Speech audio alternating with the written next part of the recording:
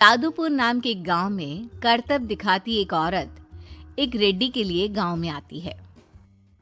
आइए आइए मेहरबान कदरदान, खाइए रोहड़ा के ताजे ताजे केले। कभी खाए नहीं होंगे ऐसे केले, पीले पीले केले खाइए।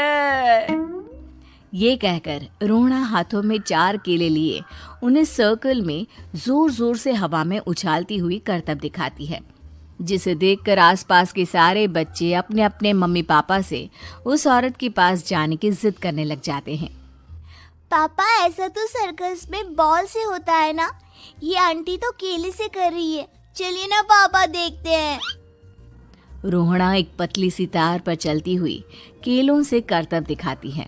आते जाते सभी लोग बाहर रुककर उसके करतब देखते हैं और वाह वाही करते नहीं थकते। जैसे ही एक आदमी पास आकर उसे पैसे देने लग जाता है, तब वो कहती है, अरे नहीं नहीं साहब, मैं करतब तो बच्चों के मन को बहलाने के लिए करती हूँ।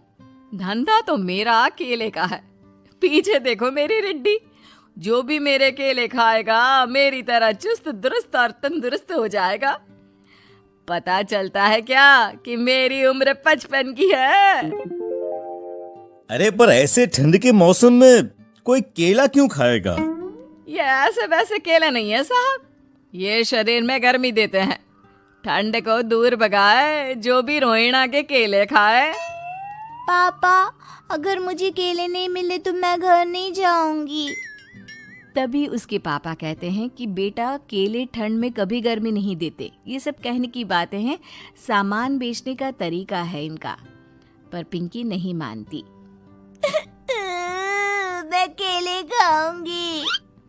पिंकी की जिद के आगे नत्थू हार जाता है और उसे केले खरीद कर दे देता है। पिंकी खुश होकर केले घर ले आकर खाती है। अब मैं भी करतब करूंगी, कितना मजा आएगा। जादुई केले। पिंकी पहला केला खत्म भी नहीं करती कि वो बेहोश हो जाती है।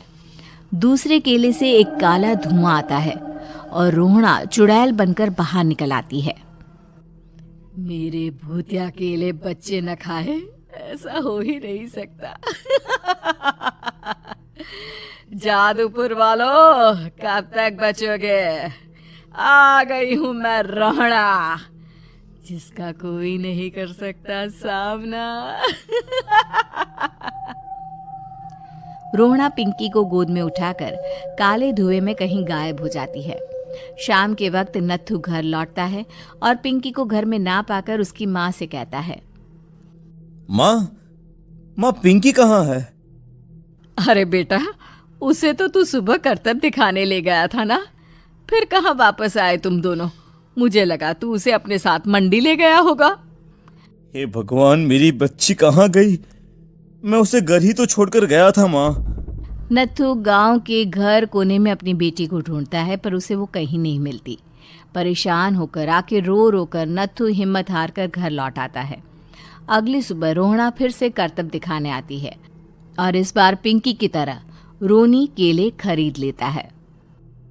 50 रुपए दिए थे पापा ने, सारे पैसों की मैंने केले खरीद लिए हैं। अब मैं भी आंटी की तरह ही करतबबाज बन जाऊंगा। यही सोचते हुए रोनी केले खाता है और पहला अकेला केला आधा खत्म भी नहीं करता कि चुड़ैल उसके सामने आ जाती है। मेरे साथ चलने का समय आ गया है रोनी। ये तो बस शुरुआत है।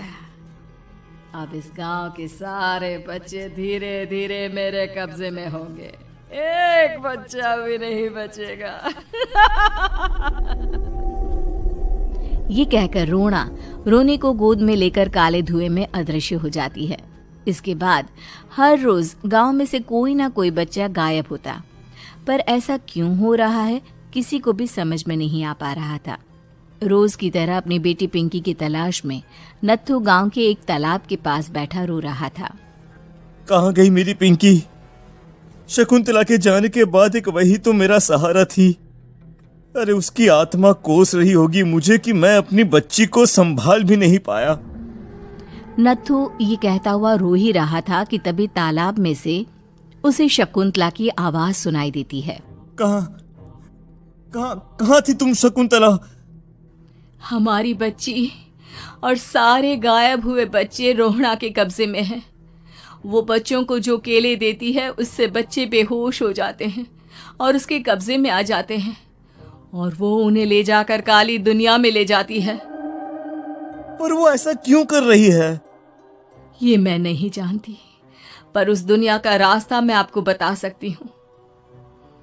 जहाँ ये नदी खत्म होती है वहाँ एक केले का पेड़ है, उसके नीचे एक दरवाज़ा है, वहीं से रास्ता जाता है उस दुनिया का। ये कहकर शकुंतला की आत्मा गायब हो जाती है। गांव के सभी लोग झुंड बनाकर उसी रास्ते से काली दुनिया में चले जाते हैं और वहां देखते हैं कि सारे बच्चे वहां काम कर रहे थे। पापा मुझे ले चलो यहाँ से। पापा पापा। सभी बच्चे अपने मम्मी पापा से लिपट जाते हैं। तो तुम लोग यहाँ तक आ गए? क्यों हमारे बच्चों को पकड़ लिया तूने? तुझे शिकार ही बनाना है तो ले, हम सब आ गए हैं, हमें खा ले। नहीं, मुझे बच्चे चाहिए।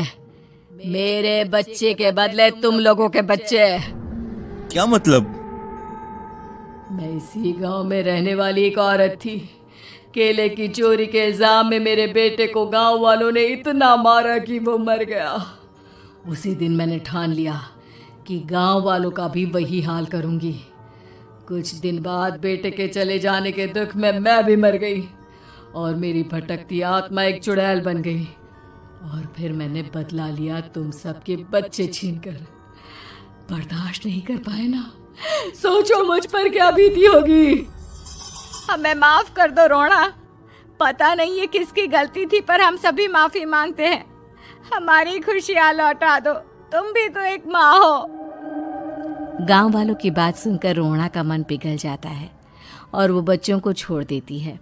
उसके बाद काली दुनिया बच्चों के लिए जादुई दुनिया बन जाती है। वीडियो पसंद आई हो तो जल्दी से लाइक कर दो और ऐसी मजेदार कहानियों के लिए चैनल को अभी सब्सक्राइब करो। आपका एक लाइक हमें बहुत मोटिवेशन देता है।